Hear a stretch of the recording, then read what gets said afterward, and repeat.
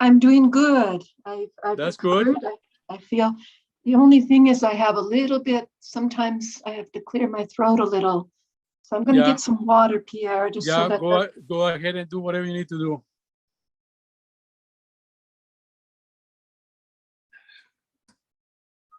Super.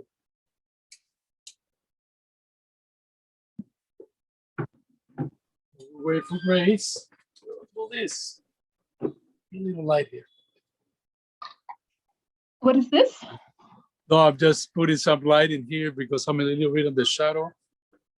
But anyhow, well, listen, it's so great to have you. You know, my show is New Earth Radio, and I'm inviting people, and really we are moving into the future with beyond wherever we are right now. We want to bring ideas, concepts, things that people can use to feel more empowered and feel more knowing that, you know, what are the things that we can do that can really catapult us into the new era, the new earth that we are creating. We all have had a dream. I follow the Mayan calendar for a while, and every year since the year 2003, I did ceremony, solstice, and all of that, anchoring light for the great shift, right? And here we are in this shift in a totally different way than what we thought, because I mean the Mayan calendar was coming in a way that we thought it would be an easy transition, and people were going to wake up. But now we are kind of like put against a wall with this situation that we are currently experiencing with the pandemic, right? And people, so many people are kind of like losing the compass, right? They are, and so one of the reasons why I'll bring you in, Grace, and you, I'm gonna let you introduce yourself, because to me, you're a mystic, someone that I really look up to with so many different things that you do. I would just say a little bit of how I met you. This was in North Carolina, in Oasis, with a good friend, Robert, that has an amazing place where he brings people in for talking and speaking. And as soon as I saw you, I felt your presence. And it was funny because I asked you, how do you do to open your heart? And I don't know if you remember that question that I ventured, but you know, and you say something like, well, it takes time to be and have the radiance, basically, right? So I really want to welcome you, Grace. And well, if you want to introduce yourself, that would be awesome, so people get to know you a little bit. Oh, well, how to introduce myself. I think you just did a lovely job of that, Pierre. I guess the best way to describe myself would be I'm an Essene mystic. And what does that mean? Yes. An Essene, people often ask me, it sounds so mysterious, you know, because the Essenes were a very ancient sect at the time of Christ and before the time of Christ. And there's little understood about them. I mean, what scholars would say about them is one thing, but what I know from a more mystical understanding, from my own personal understanding, is very different. So Essenes essentially means healers. There were different sects of Essenes, and healers. And of course, we think of Jesus or Yeshua as having been a healer. We know he could heal the blind or the lame, but all of the Essenes, he was actually born into an Essene community. This isn't usually known by regular scholars. He was Mother Mary, Mary Magdalene, all of the key players in that whole story were all Essenes. That is totally right. So I am, since about the age of 20, I spontaneously began to remember that I'd had this life with Yeshua, with Jesus, as an Essene. And memories would come in the form of visions and very strong, like heartfelt memories of having been with him, having walked with him, having sat with him, and the circles of us who would sit with him under the olive trees. I have memories like that were so precious and dear to my heart. Now, I wasn't raised Christian in this life. I wasn't raised with any religion, which I'm very grateful for. So it allowed me to come to Spirit in a very pure way, without there was no dogma on me, no beliefs about anything. And so I felt that my coming to Spirit was something that was so genuine from inside of me, not from outside. And that's the way I've always lived, is that I listen to very little from the outer world. Well, sure, I've taken it in, but I also know that, like, we all have within us, we are a spirit first and foremost, having a human experience, of course. But as the spirit, I have direct connection to my source. I just have to tune to it. It's like tuning a radio, you turn the dial and you get on the station that you want to listen to. And if you're wanting to listen to the beautiful currents of wholeness, of divinity, it is our birthright, that is where we come from and who we are. It's a matter of just like learning how to tune the radio to receive those currents that are coming from beyond this world, and from the Most High. Like we could say the Most High, the consciousness that permeates everything. So this has been my life path. I certainly sat with different teachers, was initiated in Kriya Yoga by a direct disciple of Paramahansa Yogananda. Years ago, lived in the Ananda spiritual community. I was pursuing and looking for different reflections spiritually. But in the end, all of it was only pointing me back to what I'd always felt. The door just opened. It was always what I already knew within. And I would say my greatest teacher, which is the way of the Essenes, is nature, is to be with raw nature. And when I say raw, I'm meaning, just to go out and be with the earth, with the sound of the wind, with the feeling of the waters, with all, just to really be with the earth. And this is a very Essene thing in the Essene Gospels, which are the direct translations from the Aramaic that were found in the Dead Sea Scrolls. In the Essene Gospels, the number one principle in that is be true to the earthly mother. Being true to her, meaning abide by her laws.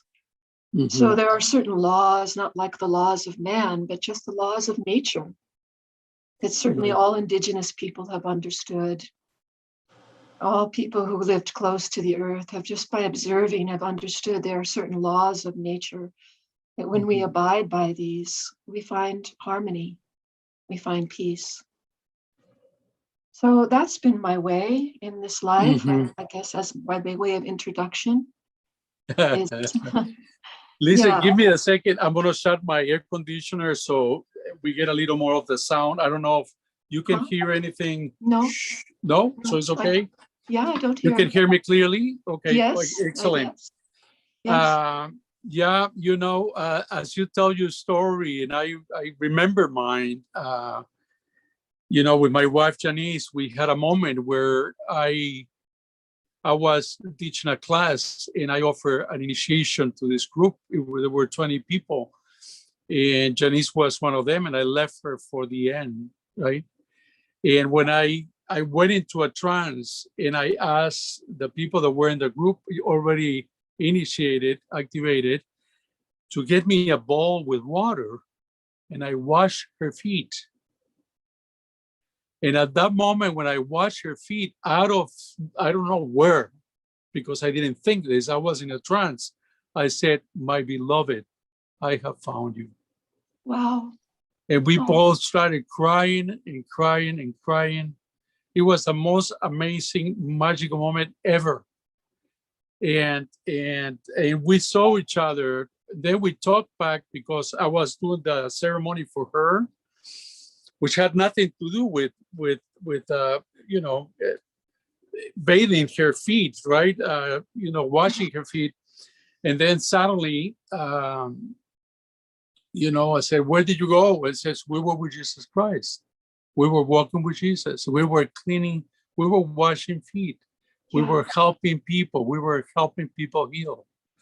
Wow. So when you tell your story, it just has so many ripples within me. And when I look at you, I know that you were older than Jesus. Am I true?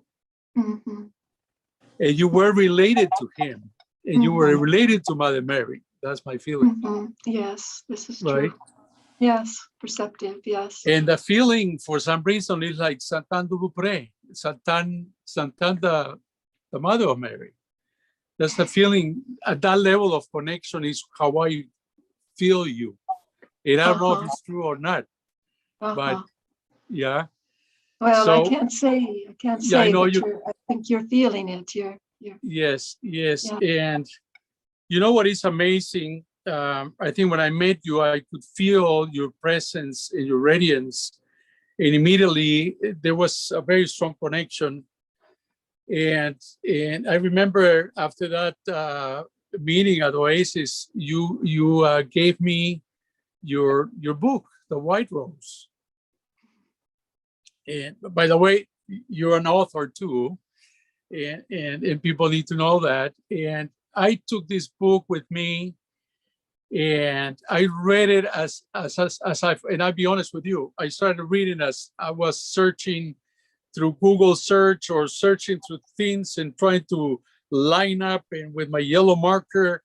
And I was in page 40 something, and suddenly I said, excuse me, you're missing the point in here, you're missing the point in here.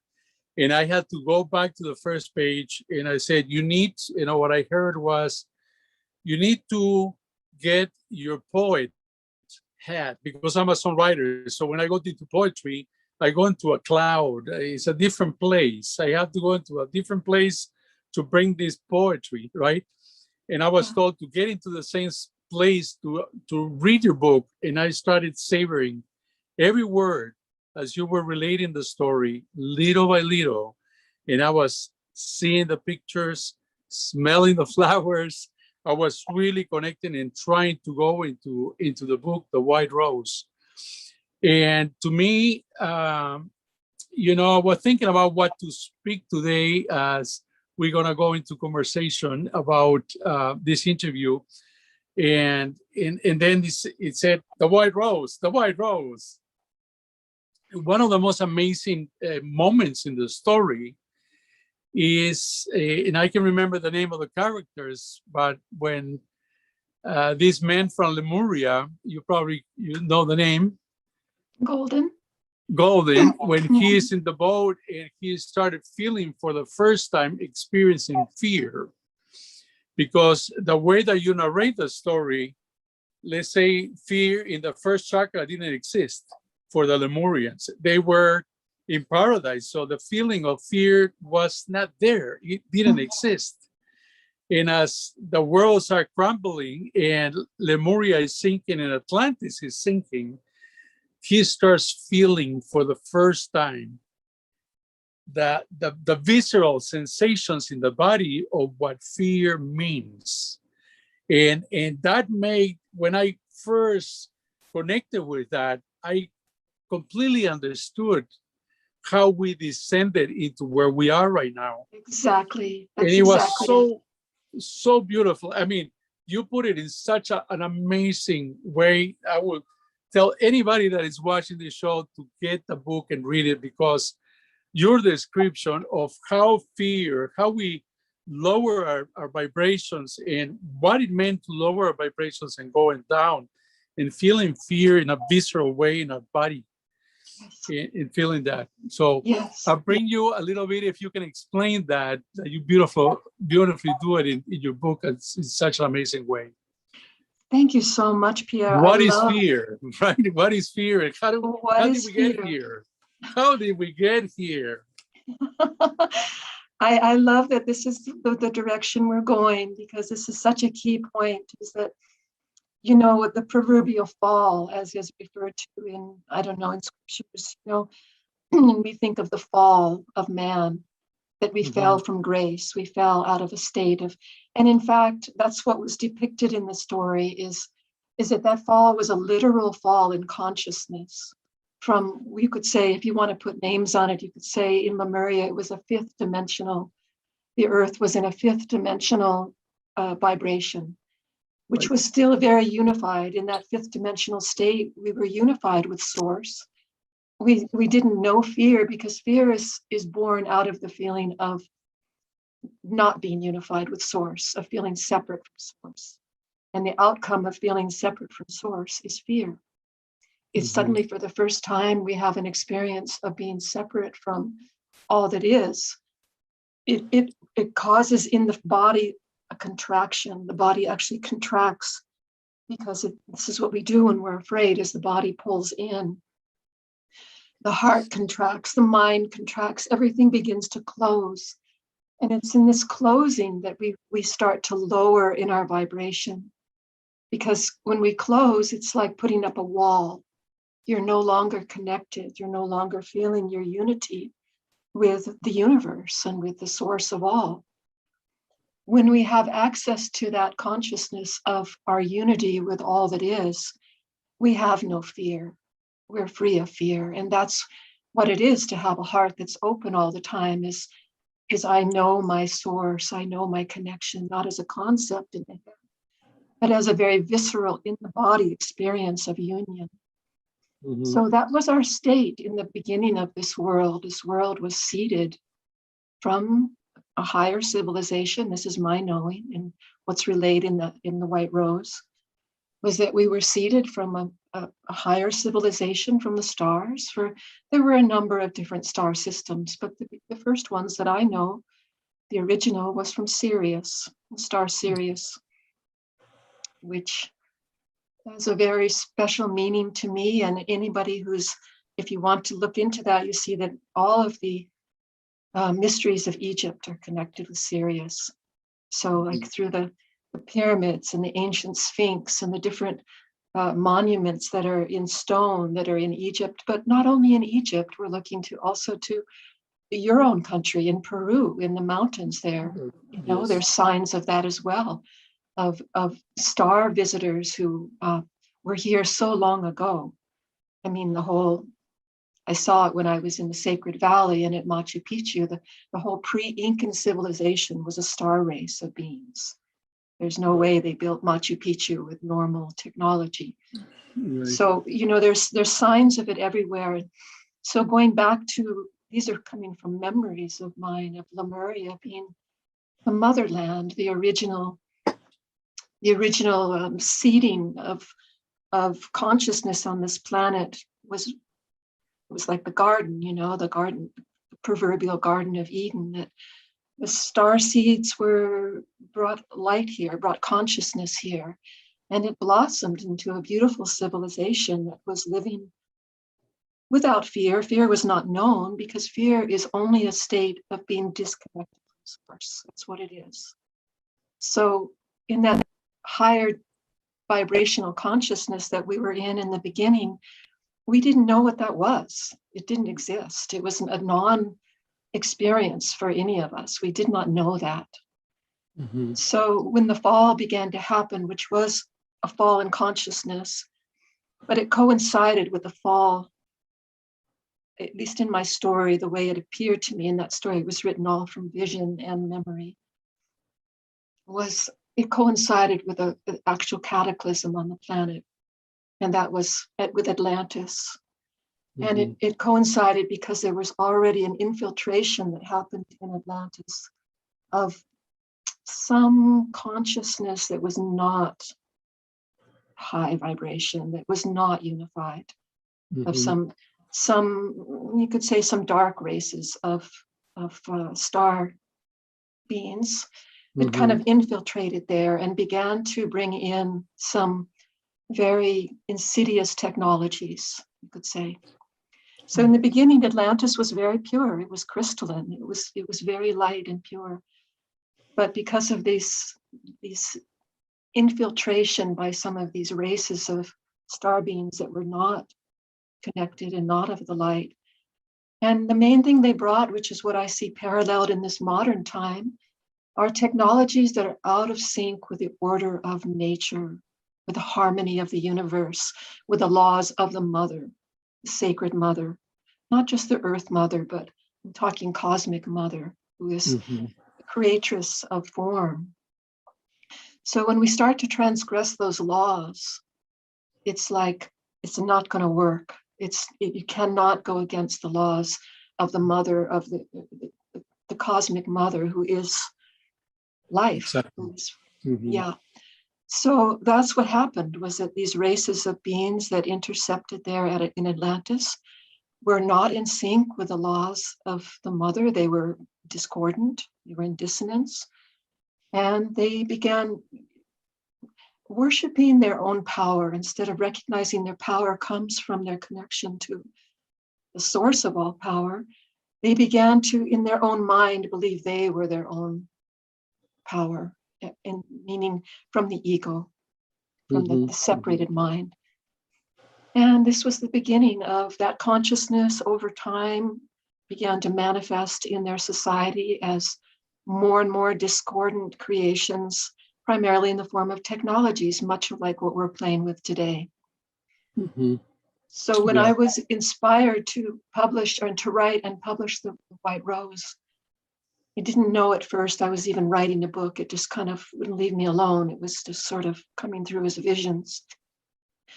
But then I was told, like, this is such a parallel to the times we're in now, that it's an important message to remind us a little bit of a warning here. We're going in a direction that is not looking good. It didn't go well in Atlantis. It created, the destruction of that continent, which in turn rippled across the planet and was the destruction of Lemuria as I know it. And then it was, what coincided with that was this fall out of grace, a fall from that fifth dimensional consciousness into a separated consciousness, which we've been experiencing ever since. Yeah, it's amazing. I really think the book is unbelievable and highly recommended for people to read it. Oh, thank Later you. on, you will tell me where people can find it. And I'll put it in the descriptions and the credits in the bottom. When it comes to fear and where we are, right? Because people have become the policemen right now. And people are pointing fingers at each other. Like, you are this, you are that, you are this, you are that. So it appears that whatever the agenda is has served its purpose, because it's dividing everybody. Be it that whatever people choices they can keep their own choice, and that's fine. To me, it should be private, right? But right now, this policing is getting stronger and stronger, and people feel pressured. Many people are feeling very pressured, and the fear is sinking in. I feel that there's a lot of fear. You can, if you're in Facebook and in social media, you can see all these aggressive comments between people, and we have become so polarized. But we get into that very thin threshold where people are in your face right now. So my question for you is, what do you think people can do when it comes to fear? How can people handle this in a much better way that we all, as humanity, overcome this cloud of fear and move beyond whatever is happening. Oh, that's a big order. And yes, this is something I've explored, I would say, so much of my life as a mystic who's done so much inner travel, inner exploration. I remember years ago getting a message, and it was fear is the Antichrist. And I was being shown at that time that it's the opposite of truth. Fear is the opposite of truth. And yet where we are in this world at this time, although, there's people may say, oh, no, some people may believe, oh, we're moving into the fifth dimension. Yes, that's the direction the earth is wanting to vibrate into. She is vibrating into. But whether humanity is able to stay in that vibration or even rise in that vibration is really something that each one of us has to take responsibility for. Because as long as we are in the 3D, in the third dimension, in third dimension, its very nature is polarity. It's just its nature. Everything here comes in two. There's dark and light, there's male and female, there's hot and cold, up and down. It's all polarity. And you could say the fall, if we want to look from a really big overview, we could say, well, the fall was ordained. It was perfect because as spirits, we wanted to know the experience of duality, because nowhere else in the universe is it offered to us. Only in the third dimension do we get to experience this rare state of consciousness that is called separation. Right. And it's at the source of all our suffering. All suffering arises from the feeling of being separate from each other, from ourselves, from our source. It plays out in all these different ways, and it's at the root of all suffering. So as a healer, which I've been my whole life, I've looked so deeply into this because from a very young age, 18, 20, when I first began as a healer, I was really wanting to understand, so what is the cause of our suffering? What is really behind it if we could just pin it down? And it's this experience of feeling separate. First from ourself and our source, and then that plays out as from each other. We start to, from our own separation from ourself, from our own unified consciousness with our source, then we begin to feel separate from each other. And the ego, of course, this is its domain. It is a product of being, the ego is created by fear. It's an entity, it's a part of consciousness that exists because we're in separation. It exists because we're in fear. So how do we live in a world without fear? Well, the only way that I can see, each one of us takes personal responsibility for transforming that fear inside of ourselves back into love. But that's a tall order too. That's like, how many people can actually do that? There are numbers on the planet who are working on this. But I would say in the scheme of things with what's happening on the planet right now, our best hope is that we need to make a much bigger shift. We need to make a vibrational shift on this planet. So just as back in those ancient times when we fell, and it happened, no, not in an instant, but it was a fall. We need to rise now. We need to rise back to that primordial consciousness that we began with on this planet, which was connected, which was, for lack of a better way to describe it, fifth dimensional, in which we did not experience separation, therefore we did not experience fear. So when I look at it all now, I just see that that's really the hope here, is that we're having to do what we can to raise our vibration out of separate fear-based egoic consciousness into a unified state where we're heart-centered. We're living from our hearts, not our heads. So moving into the heart, it is so difficult. I think that in the last years, it even feels like technology has taken so much of our personal lives that, the phones, the computers, who used to be the computers, now is the phone, and holding the phone and the EMF waves and all these kind of things. It feels that,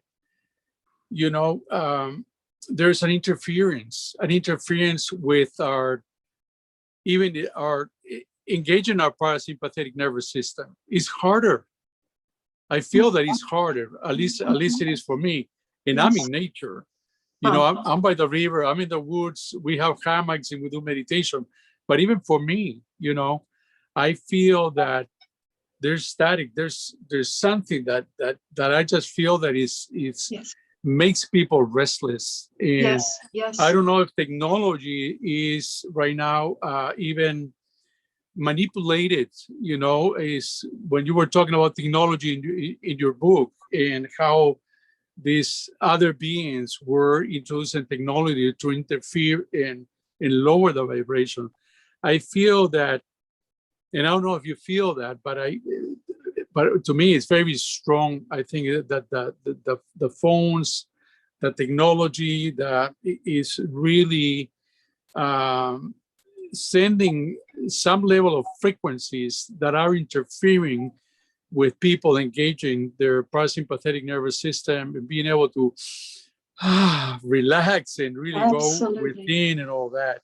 Absolutely, Pierre, you're right on there. It's this is something I'm so aware of. I mean, I've been since I was a kid, a teenager at least. I remember being very sensitive just to EMFs from the electricity in the walls. I could feel it, right? And at that time, we didn't have computers. I mean, I was born BC, BC, before computers, before cell phones. So it was So are you from Canada? Are you Canadian? No. BC? So okay. I wasn't born in BC. I was born BC, British Columbia. Before computers. Before computers. I got you. Yeah. So it was a little simpler time. I mean, there were complexities then too, but I remember being sensitive just to the electricity in the house coming off television when my mother would have it on. I could feel that. And this is what propelled me out of desperation, because I literally at a young age was feeling so desperate. Like, I don't know, I even was contemplating suicide at age 18 because I don't know how to be in this world. I can't relate with it. Mm-hmm. And this propelled me into going into the wilderness. So from the age of about 17, 18, every opportunity, I was putting a backpack on my back and with just basic gear, sleeping bag and a little bit of food, and heading into the wild. And thankfully, where I grew up in Southern California, we had wilderness. I didn't drive a car, so I just start walking from my house. And in a matter of, within an hour, I'm up in the mountains. And then by the Where end were of the you day, at the time? Where were you at was the I? time? Yeah. A place in Southern California called the Ojai Valley. Ojai Valley. That's beautiful over there. Yeah. It's very beautiful. Yeah, I was blessed, so blessed to grow up in that beautiful, sacred place. Sacred land. Very sacred. Yeah. And if you've been there, it's a nest. Ojai means the nest in the Chumash language, and it's like this little valley. It's rimmed by mountains. So I could just head out from. It wasn't so big. I walked everywhere. I would just head out my door and just start walking towards the mountains, and pretty soon I was up in them. And then I'd head over the ridge and down and back into full-on wilderness. It was where there were no roads and there was nobody. And once I discovered this and I felt how I found peace, I would lay out under the stars at night. I didn't even have a tent. I would just sleep under the stars. And as I lay there looking at the stars, I felt connected. I felt, I don't want to die. What was I thinking? I love life. I love life. I can feel, because I could feel my connection again. Yeah. When I laid under the stars, I could feel that I was part of everything. I was part of this whole universe. And that brought such peace into my body and into my mind and my heart that this became then my every opportunity, I'm running into the wild for longer and longer periods. You know, a week, 2 weeks. My poor mother, I'm like 17-year-old girl and disappearing in the wilderness for weeks at a time. Yeah. But I'd have to tell her, like, I didn't tell her this is saving my life, but I would say, I need to do this, Mama. I need to do this. And in fact, it was saving my life, because it was the only place I felt connected. Yeah. And that was simpler times. And so you're exactly right, Pierre. These days, this is a great concern to me, because I also feel it. I feel the technologies. I use very little of it. I mean, here we're on a computer. It has its blessings. It's an amazing tool. You know, there's nothing inherently evil in anything. It's what we do with it. So Right. you could say that there's great blessings in this technology, but it's how we use it. And the fact is that these technologies are highly addictive. The frequencies they give off, our brain entrains with these frequencies. And our brain, we have a receiver here at the medulla, the base of the skull, and also the crown, and all in the head are all receivers meant to receive. We were designed to receive consciousness, cosmic energy from the center of the universe, from the center of our galaxy, so that we could constantly feel connected with our source, have that connection. That's how we were designed. And it's true, these technologies are messing with that. Our brain starts to entrain with the frequencies that are coming off of the technologies. And pretty soon we don't know the difference. It's the little receivers in our brain are all they know is to receive. They don't differentiate, like, am I receiving cosmic energy or am I receiving technology? Right. But we know, because we can feel it in our body. We can feel like, this doesn't feel so good. It doesn't feel whole. It doesn't make me feel energized. It actually, if we're on technology very much, we start to feel drained. We start to feel our vibration lower. But people become used to it. Humans are the most adaptable creature there is. So we adapt and we adapt and we adapt. It's like that, that analogy they use where they say, if you put the frog in the pot of water and you turn the heat up slowly, he won't know he's cooking. You see, you turn the heat up slow. And that's kind of what's been happening to us, is we don't realize how much we're cooking, literally frying our nervous systems. These technologies, these frequencies that are bombarding it, and literally now they're coming from space. This Starlink and this stuff that's out there in our atmosphere that's, beaming us with these very destructive frequencies. But at this point, humans have become so addicted. They're like, oh, cool, we're going to have faster internet. We're going to have more access to the technologies we're addicted to. And it is changing human beings into what, unfortunately, is what certain, I don't know what to say, certain beings or certain agendas would like to see us become merged with AI, that we become a hybrid race of beings, not fully human anymore, but some kind of a hybrid artificial intelligence human. And I know that there's many, so-called experts and geniuses that are claiming this is our evolutionary path, this is the direction we have to go. And I strongly disagree. I'm opposed to this completely. And I think it is amazing when we stop using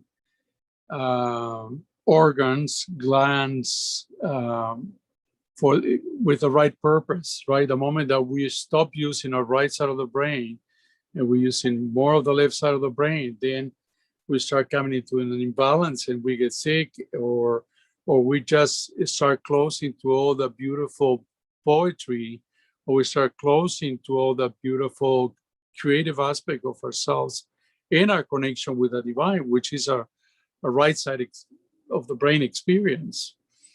And with that, it's kind of like addiction to dopamine with technology. So it's a rush, and and getting results and rushing results. And what happens is the spiritual brain starts shrinking. Yes. Because of the addiction to dopamine. This is right. So we are in a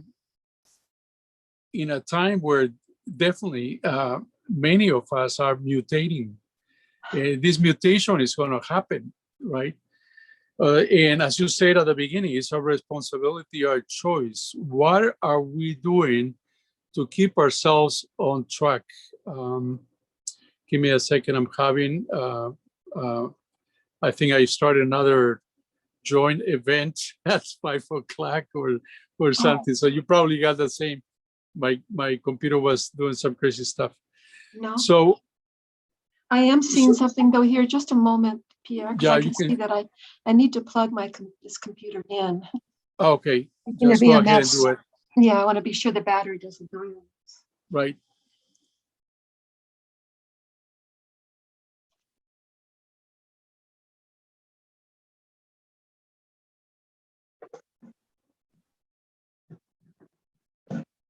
So it is this amazing body of ours that is so capable of so many things, right? When you see Wim Hof with his breath exercises and defying going up to the top of Mount Everest in one day and coming down, or Joe Dispenza with all these amazing superhuman possibilities, right? And checking everybody, and he knows, well, with these markers, with technology used in the right way, and he can see when somebody can go into samadhi and go into this expanded consciousness and seeing the body what is happening by going out and coming down, and your glands creating oxytocin and vasopressin and expanding the heart. I mean, he has a whole scientific human feeling of what it is to feel connected, which is beautiful. So we have so many amazing things in this body, in our physical body, that we might be losing because of choices. Yes. Right? Because of choices. Right now, we don't even know what's going to be the results of people that have taken the injection in the arm. It's an experiment, right? So we don't know from today and moving forward in time how that will create a mutation in our humanity. Yes. And we don't. And again, the frog is cooking slowly, so he doesn't know he's cooking. Right. We don't realize it's slipping by, and unless you're extremely aware, it's like slipping, like the veils are just being pulled over into where people are just, kind of being lulled into a different consciousness that is not connected where it needs to be. We're connecting to artificial intelligence. This is not source. This is what happened in Atlantis. They started connecting with the wrong source. It was not the source. Yeah, and since you brought that, I want to just share something with you on children, adolescents that I've been having them for healing sessions, right? That are OCD, and because of this, germ phobia, and they are loaded with different rituals. And, I've been looking at different rituals of OCD kids that are really struggling because they're extremely sensitive. It's like you at 17 feeling all this and not finding a place for yourself. And I have to share the same. My life at 17, it was not these amazing adolescent years. I struggled through adolescence because I was extremely sensitive as well. Right? So I'm seeing these children and I'm looking at the rituals. And what is surprising enough is that ritual from person 1 to person 2 or person 3 and 4 are very similar. Very similar. Mhm. And then you start thinking, these are sensitive children that are here with a mission to raise a vibration and are being hijacked. And I'm just questioning if Mhm. there is an AI intercepting technology that is lodging to these children, because a person that is with all these OCD rituals cannot go to bed, let's say at 10 o'clock. They go to bed at 12 because they have to do 20 rituals before they go to bed. You know what I'm saying? So Yeah, yeah. if they go to college, they have to do rituals, so they're not present in college. They're not present anywhere, because if they don't do those rituals, they feel they're going to die. They feel that, something's going to happen to them. So to me, it feels that it's like an artificial intelligence being inserted through these technologies into the brains of these amazing, beautiful, sensitive children who have a mission to raise the vibration of the earth and being captured by these technologies. I don't know if you can relate to that. I do relate with that because I feel like we're also beautiful, sensitive children. We're I have a funny friend. He says adults are just adulterated children. Okay. Yeah. So I mean, we're all children, and inside there's an innocent, beautiful child inside of every one of us, even if we're 100 years old. We have this soul that is, it's a child, and that it's pure, it's innocent, it's of the divine. Every one of us has that. It doesn't really matter what age you are, what you were born into. You have that deep inside. It might be buried under layers of conditioning and programming and ancestral baggage and all of this. But we all have that. We're all children of the one. We're all innocent children of the one creator, consciousness, source. So I feel like we're all on this planet. We stand at a crossroads right now where choices do need to be made. Which way will you go? And it's like, it seems very clear. It's like in the direction of those who are wanting to go towards merging with AI and going in that direction further and further away from the original human, away from the pure vibrations of being a connected human. We were meant to be, we were seated on this planet as to be a race of beings that was living in unity with our source, and therefore in harmony with all life. But since the fall, of course, there was a pattern interrupt, and we could say that's been going on a long time, and we have this opportunity now. The planet, I feel, vibrationally is rising. Whether we go with her or not is our choice. And I think that's the thing. It's just like we have to choose to align with these vibrations that are coming in from our galactic center. There are currents of light that are coming in, but whether we can receive them because of all this interference and our choices that have caused us to shut down our receivers, our little pineal gland. Is it atrophying for lack of receiving what it was meant to receive, which is the cosmic currents from the center of our galaxy? It's meant to receive those because in those currents is the living information. We are far more advanced technology than any computer or cell phone or any of those things that we've created. We created them. Let us not forget that. So wouldn't you say we're more than what we created, because we're the creator of this technology? Exactly. So to claim our creatorship and to claim and go, wait a minute, I don't even need this technology. I'm relying on it right now, kind of like a little kid relies on trainer wheels on his bicycle until he can learn to ride without them, until he gets strong. So maybe we rely on this technology to communicate. But we were designed, and this happened in Lemuria in the beginning, where we could communicate without technology. We had our inner net, our inner net. And we have that ability, if this can remain untampered with, if this technology can remain pure and undefiled, and that's the big F. And I guess all of my life, that has been probably what's motivated me most. Even before there was this technology, I noticed, like I said, electricity and things of the modern world that made me feel not whole inside, made me feel disconnected from myself.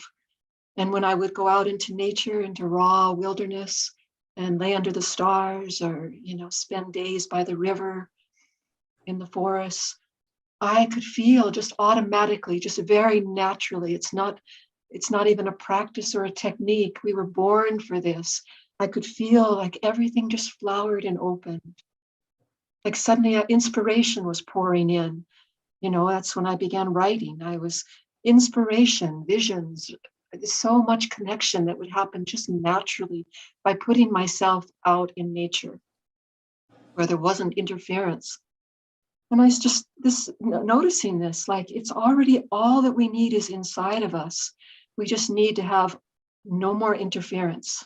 Like just so what that would take in these modern times, I mean, I look at this a lot because I'm quite concerned at the state of the world, even though I hold that we are on a trajectory of ascension, the planet is anyway. And those of us who choose to jump on that light train and rise with her, that opportunity is available. There are currents of light that are coming to us. But the key is the choices we make of whether we can receive them or not. Okay. Can we receive them if our little receivers are all clogged up with frequencies coming off of the cell phones, coming off of the computers? In my healing work, I do a lot of work around the medulla back here, this little hollow. Yeah. Yogananda called that the mouth of God, meaning, it's we're receiving. And I find increasingly that people it's kind of calcifying. It's hardening there. The medulla.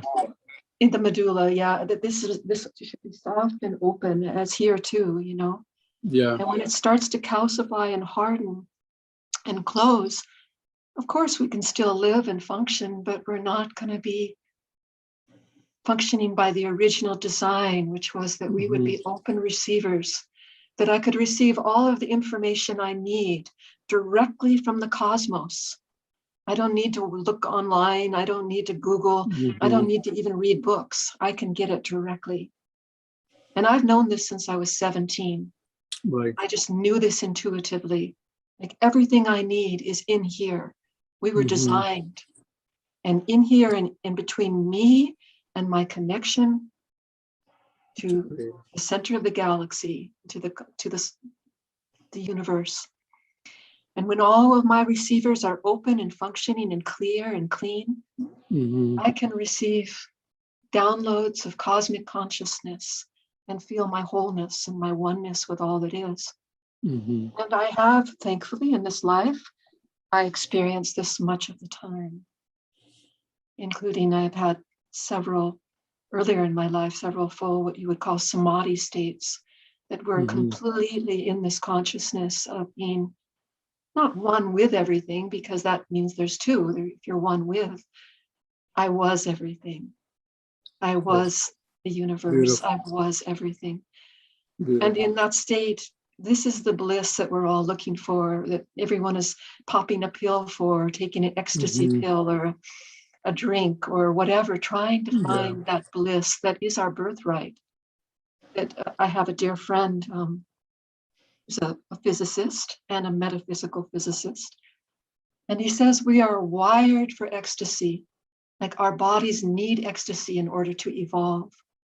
Well, but he says when you take it from outside in the form of drugs, it actually starts to shut down the capacity in our brain to receive that naturally.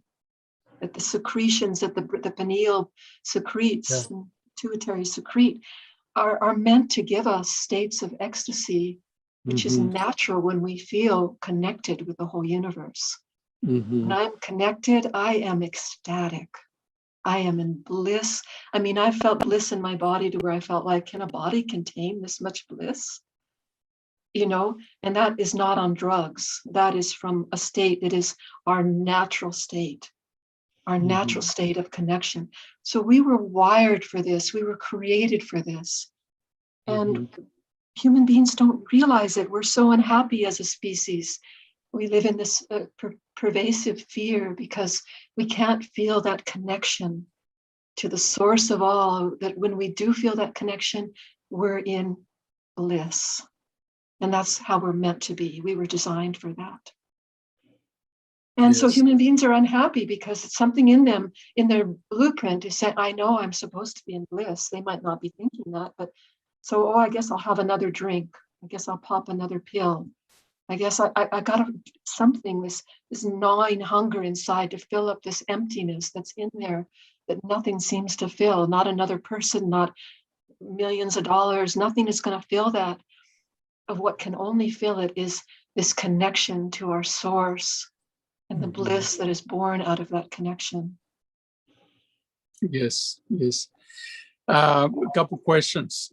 What would you recommend people when we are in that need of detoxify the medulla, the pineal gland? What are some of your work that you do or that you can help others to do so they can open those receptors in the brain? Thank you. This is something I'm really versed at since the age of 16. I just here's these Essene memories. I didn't know it, but I knew it deep inside. I was heading into the wilderness and fasting. First fast I did, I was 16, and I went into the wild and just laid by a stream for 5 days and drank the water. It was pure, and didn't eat. Just laid there. I remember just getting very weak because my body was detoxing. So thankfully, I was smart enough to bring a little jar of honey with me. So after 5 days, I ate a little honey so I'd have energy to hike out. So, certainly fasting, but it's much more than that. I would say the number one fast we need to do is from technology, which is a tall order because our world is so wired right now. But if a person could actually put their phone away for 5 days, even 3 days. Yeah. Okay, 1 day. Can you put your phone away for 1 day? You don't even turn it on. And then can you do it for 3 days? And then can you do it for 5 days? How about 7 days? I've given retreats in Costa Rica in the jungle there, where for 7 days we had no technology. I forbid people to even use their camera.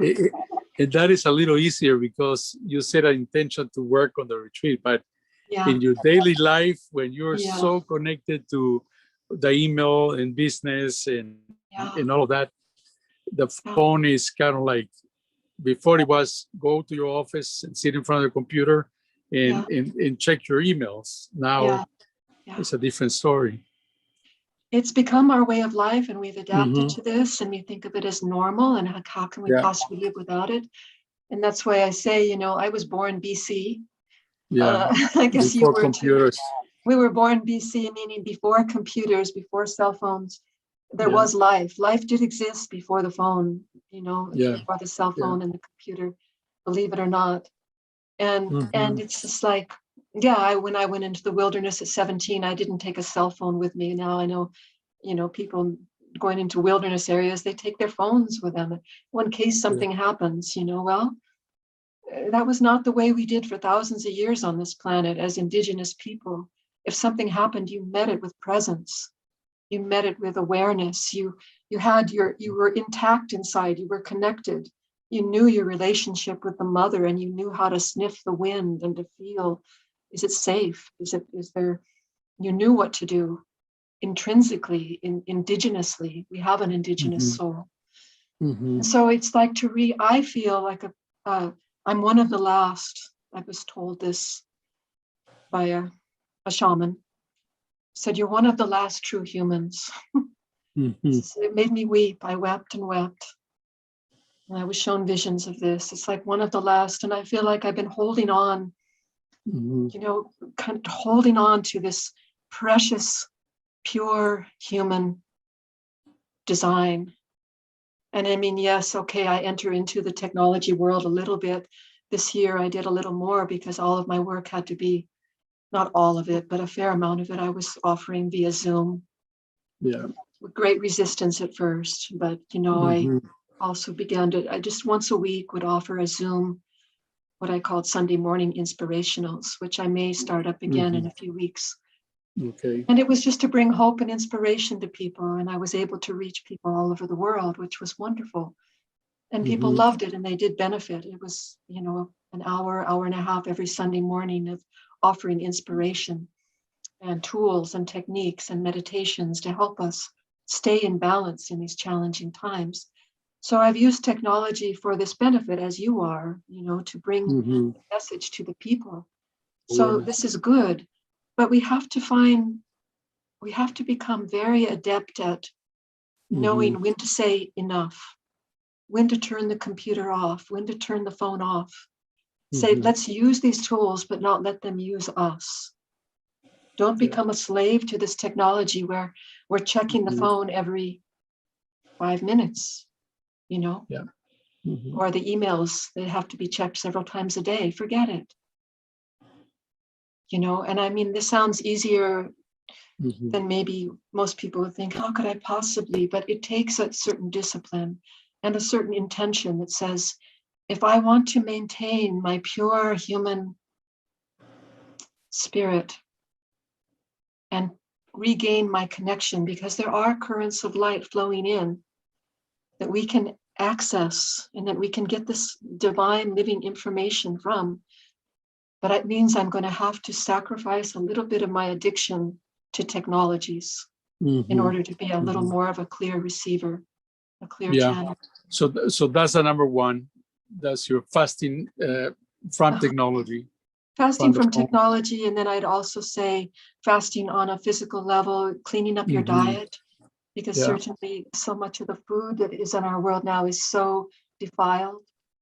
So the more, again, abiding by the laws of the earthly mother, the number one rule in the Essene teachings, it's not a rule, the number one understanding in the Essenes is abide by the laws of the earthly mother and she will take care of you.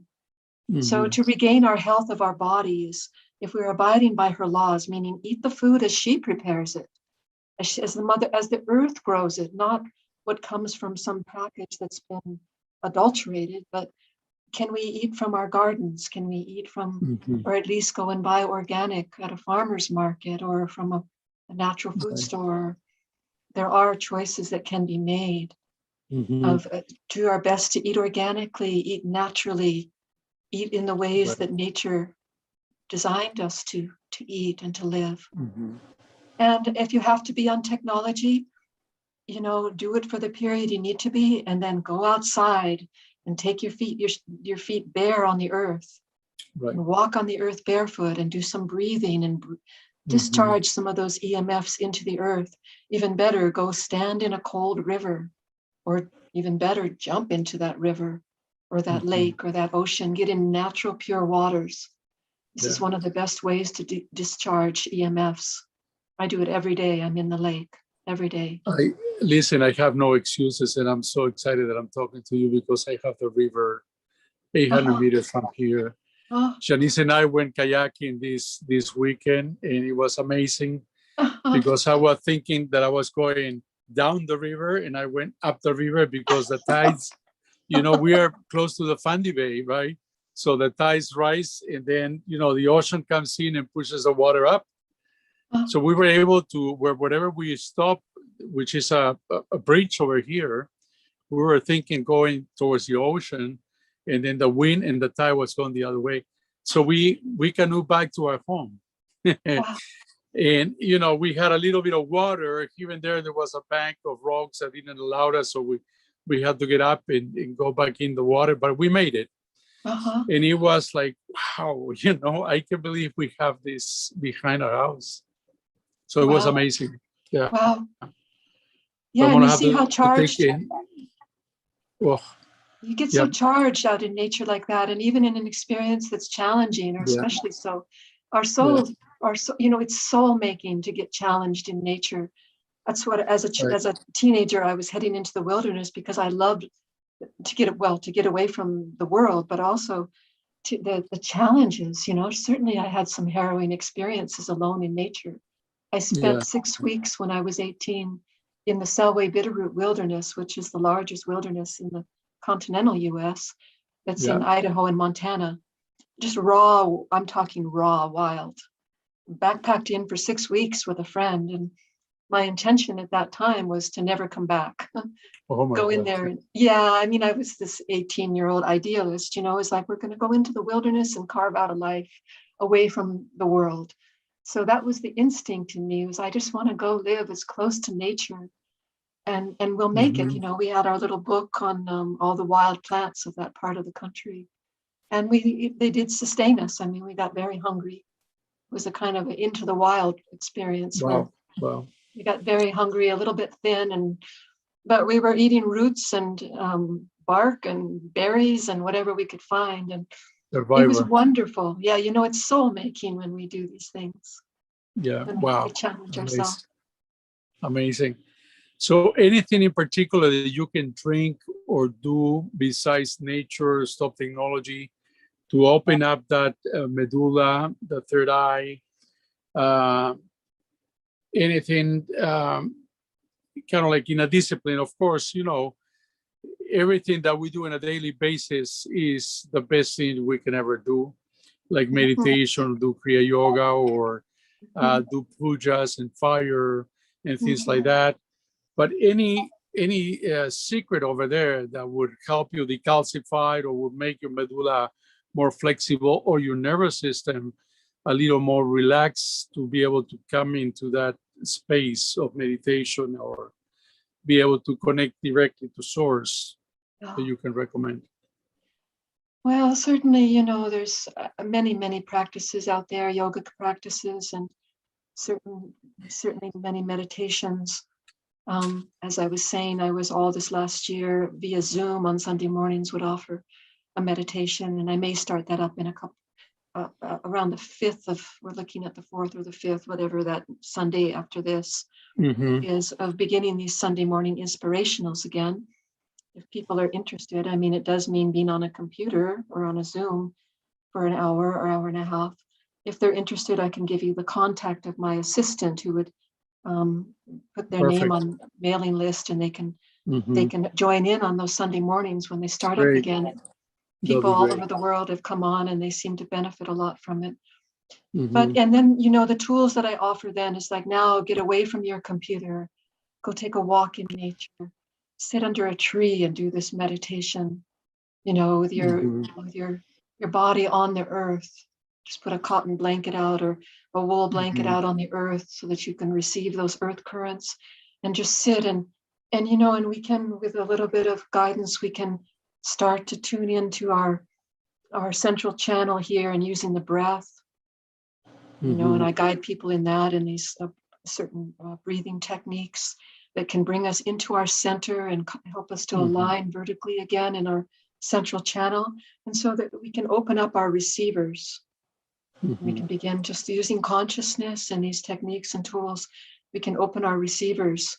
So that, combined with lifestyle changes, choices of pure diet close to nature, spending as much time away from technology, as often as you can get in pure waters, even if it's only to stand in them.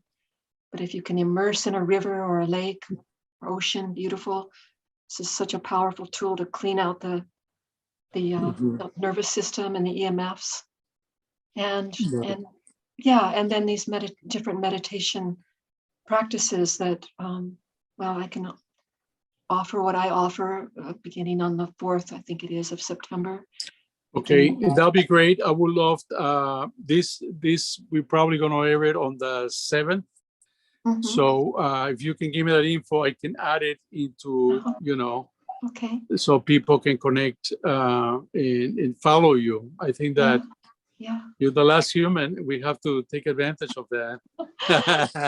Well, I hope I'm not the last, but I know, but it's like you are so inspiring, Grace, and I think that people need to know that there are different choices, right? And sometimes people want to incorporate spirituality in their lives, and we incorporate it as another activity, as going to the gym and doing some weights and coming back, right?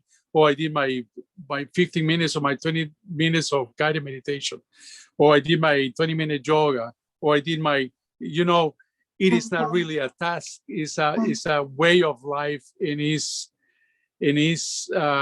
recognizing that we are that divine spark that resides inside, right? And it's beyond just a task or an activity. It's beyond that. Exactly, and that's the difference. That's what it is to be a mystic. A mystic is someone who's, this is the foremost. This is what was moving me in my life, is my connection to my source. And it's like that is number one. Everything else is extraneous. Everything else is what I take 20 minutes a day to, 5 minutes a day, maybe not even 5 minutes a week to check my email. I hardly ever do. Yeah. And that's not as important to me. What is important is right here is my connection to my source, because ultimately every one of us one day will take our last breath on this planet, in this body. And when we do, what we take with us is not going to be anything of this world. What we take with us is what we have, the treasures, as Yeshua himself said, store not your treasures where moth and rust can corrupt, but store them in heaven, and the kingdom of heaven is within you. So we store up those treasures within our own heart of, how much did I love in this life? How much did I live from my heart? How much did I love? And number one love is I love my creator, my source. I'm so in love with my source, and I can access that through the sun. As Essenes, we're sun worshipers. So every time I turn my face to the sun, I'm loving my source. And my heart is always in love with my source. Always, always, always. Every heartbeat is a love song to my creator. And so this is where we make this our priority, as a spirit, as an eternal spirit, having a brief ephemeral human experience. Staying connected to my eternal spirit is my number one priority. Everything else of this world is extraneous. It's not important. It's only important for the play that it is for the 70 to 100 years, if we're lucky, to have in this body. It's like, okay, enjoy your life. It can be fun to work with technology a little bit, but do not let it consume you and take away your precious spiritual connection, because that is the only thing you have that you can really say is yours. That no one can take from you unless you let them. Unless you let this AI come in and infiltrate you to where you've given over your sovereignty as a divine human, not an artificial intelligence, but a real human who is connected to source, and therefore has access to the inner technology that can give us a bliss that nothing else can, that can give us a happiness and a wholeness that nothing else can, nothing of this world. It promises false happiness. Oh, if you have a little more money, if you have a little more this, you have a little more that. These are all false. We worship these false gods. Our only hope for happiness is this connection of myself with my source, and ultimately knowing they're not separate. The union. Beautiful. You know what? I definitely, you give me that info, and all the people that are watching, I want them to connect with you on Sundays. Okay. Because people need so much inspiration, secondness, and bringing people to core and feeling it. It's more than just the words. It's feeling. Yes. Feeling that connection through doing prayer together, or secondness, or a guided meditation. Yes, and that's really important. This is a key thing here, Pierre, is this feeling, being able. Yes, it's one thing to have a concept about what the divine is, and we can talk about spirit, but it doesn't feed you. It's kind of like if you're hungry, you read a cookbook and you just, it doesn't fill your belly to read a cookbook. You might go, oh, that looks good, that looks good. But if you really want to have your belly filled, you can't just read a cookbook. You can't just, if you want to be filled with spirit, you can't just read spiritual concepts or think spiritual thoughts. You have to have a feeling in your body of connection. And this is where happiness and our true happiness lies, is I have to feel. And this is a whole other piece that another interview sometime, is also what I've done as a healer all the years that I've been a healer, which is this whole life, is helping people come back to reclaim their ability to feel. And that starts with, in order to feel ecstasy, we also have to be willing to feel what is not ecstasy in us, the agonies. Right. And this is how we clear the emotional body and the feeling body, Right. so that eventually our feeling body becomes so clear. And I enjoy this in my life so much these days, that I'm able to feel my connection to source. Even if the world is going crazy, which it is, I'm not being so impacted by it, because my feeling Right. body is clean. It's Right. clean and it's connected to my source. Right. So You I do have it. many You tools really for do it. this as well. Yes. Yes. Well, listen, I'm really happy you came on board, and happy to see you. I haven't seen you for maybe 4 years or probably more. You want to tell people any of your schedule? I know that you're not traveling probably, or how they can connect with you. Where can they find the White Rose book? Some of the commercial stuff now. Where can they find you? Where can people find you? I know you have somebody that prepares you travel here and there and offer workshops and different retreats. You go to Costa Rica. Any of those plans are available coming up, or not yet? Well, this year has been a pause. You could say it's been a sacred pause, as much as it's been a crazy pause. It's really how we frame it.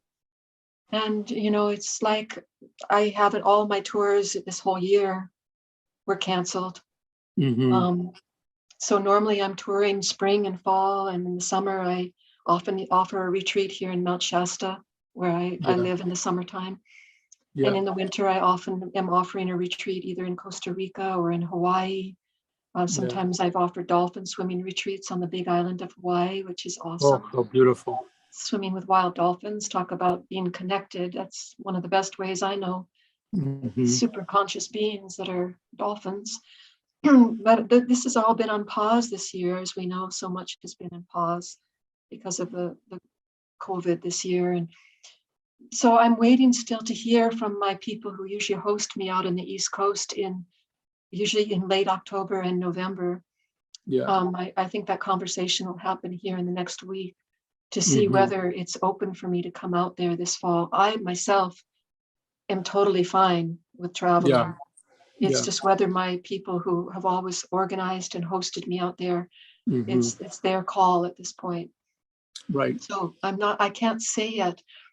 But in that case, the person who information you could give is I have a website. It's not always so current. Actually, there's a lovely lady who lives in Edmonton, Canada, who manages my website. Wow, look at that. Yeah, and it's really a matter of me sending her information and saying, update this, put this on the schedule. So when we do know something, we'll see if we can get that on my website. My website, if you would like that address, I can. So it's rising, RISING, rising into radiance. Risingintoradiance.com is the website. Again, it hasn't been currently updated because nothing much has happened this year other than my inspirationals that have been via Zoom.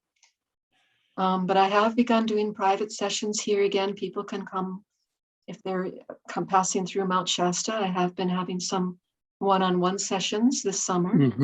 Letting down a lot of the restrictions.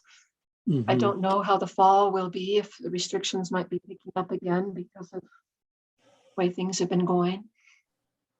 But the best way to know really what's going on with my schedule is through my assistant, Eliza, who's in North Carolina. And her email is dovesong111. That's dovesong. How do you spell? So dovesong, like the dove, the bird. Dove. Dove song, SONG. So one word, dovesong 111 at yahoo.com. Okay, perfect. That is great. So if anybody was to write her Mhm. and say they'd like to be put on my mailing list so that they get notified of any Mhm. upcoming events, then Yeah. they would just be put on the mailing list. And And you also are available for anybody that would like to take with you some classes, lessons, mysticism, spirituality, that they can do one-on-ones with you via Zoom, or yes, if they wanna, get a healing session from you. yes. I experienced a healing session from you 2 or 3 times, I think, and I can only say that they were amazing, amazing, amazing. So I do have great respect for you, for your work, for your great connection with the divine, and I thank you for being that channel and taking that torch so radically, because I know that your work has been impeccable through the years in the level of letting go of the comfort of life and all of that, to be a mystic and to be literally in your own cave, building and building this deep connection with the divine. I'm Yes. honored to have you in the program, and definitely we'll stay in contact. I want to be able to visit with you on Sundays, your Sunday mornings. That'll be nice. And is there anything else that you would like to leave us with for the audience? Thank you so much, Pierre. I've enjoyed this today very much, and I feel you've asked some very good questions and, led us in a direction with this interview that I've really enjoyed. It's, Mhm. you've definitely got me to the places where I get very impassioned about this. It's a Yeah. lifelong passion of, and my life has been dedicated to helping with awakening since I was 18 years old, whether through private healing Yes. sessions or teaching. And I have taught all over the world and Mhm. offered my healing work all over the world. I had a healing center in Assisi, Italy for years, and here in Mount Shasta. I go where I'm invited, and so I'm often invited to all over the world where I've offered my work, both teaching and healing work. Mhm. So I do invite people to be in touch through my assistant, get on my email list, Mhm. and then find through that I am available for private Zoom sessions, one-on-one on Zoom at this time, and also one-on-one sessions where I actually am working with people in person if they come through Shasta. If Beautiful. people are in touch with my through my website or through my mailing list, they can find out if I will be out on the East Coast this fall. I hope I Mhm. will be. I surely hope Yes. I will be. It And feels it's happening. I hope so. And I will Yeah. definitely post, there will be posted events. There is a chance I was just speaking with a person who hosts me in Virginia sometimes. And there Yeah. is a chance that maybe late October or early November, I might give a small retreat at this beautiful retreat center out in Virginia at that Mhm. time. So things are kind of in the move, in the still Yeah. not fully organized, but Mhm. the best thing I can say is be in touch through my email and my website Yeah. to see what comes up current. Okay. And The White Rose, where can people Oh, find that book? yeah, it's on Can you find it Amazon. somewhere? Yes, you can go Okay. on Amazon. And the I author's name is just Grace, or just it's just Grace. Grace, right? Yeah, and that's important because there are, it was interesting to see that there's a number of titles of other books that are completely not that book that are called The White Rose. Yeah. And they're whole different stories or whatever they are, I don't know. But it's The White Rose by Grace. So it just says Grace on the title, It is White a blue Rose. book. It's a blue book with a white rose, right?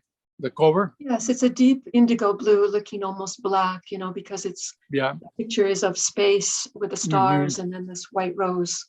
Yeah. So this is a book that's encoded with a lot of mystical codes for those Yes. who are able to receive them. It's full of a lot of codes of awakening. Yeah.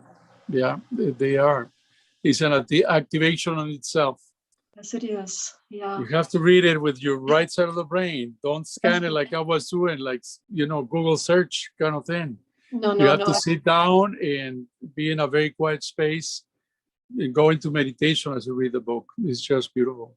This is right. This is how it was written. It's not a, yeah, as it was coming through, I was thinking, well, scholars are probably going to disagree with some of this. And I didn't care because it's not about that. I mean, I can disagree with the scholars also. Yeah. It's just different sources of information. And this information I trust, it's coming, a direct download. So I'm not Yes. saying it's the only truth. There are many different Yeah. stories out there, and there's many Exactly. myths. But I think the soul, if we think of it even as a myth, the myth is, there's a lot of power in myth. And I think our souls are, we thrive on myth. It's something that's, indigenous people told stories, and the way that wisdom was passed along was through stories and myths. So even if a person reads this book and say, well, it's just a myth, or they can read it and go, wow, this resonates, that this is true. I think this really happened. You can take it however you want. It doesn't really matter. The codes are there, and either you vibrate with it or you don't. It's a choice, as we were talking today, right? Everything's a choice. Yeah. Beautiful, beautiful. Grace, thank you so much. Oh, Pierre, And thank you. many blessings to you. I wish you the best. And there's still a lot of work to do for all of us. Yes, there is. Yes, there is. And as soon as the world opens up a little more, we'd love to have you here at our center. We've been working little by little, adding cabins and tents, and we are getting to be able to host 10 people. So we're hoping that we can bring a little more people into the place for, let's say, a retreat, 15 people, 20 people, which will be awesome. I would love that. Yeah, we're hoping that next year will be a little more expanded than this year. I hope so and too. Things are going to shift. So yeah, we are looking forward to that. Well, I would be so honored. I would be there in a heartbeat, Pierre. I would be so honored to come there. So I do hope it opens up maybe next summer, and I can come up there, and that would be awesome. Yes. Okay. Well, many blessings to you, Grace. Thank you. God bless you. It's always an honor to be in your presence, and your radiance, your great connections are felt, and your beautiful heart is felt too. We send you many, many blessings. Thank you. Thank you so much, Pierre. Blessings to you. Blessings to Thank all you. who are watching or listening to this program. I'm so grateful. Yes. Bye-bye. Bye-bye. We'll meet again. Okay. I look forward to next time. Okay. Bye-bye.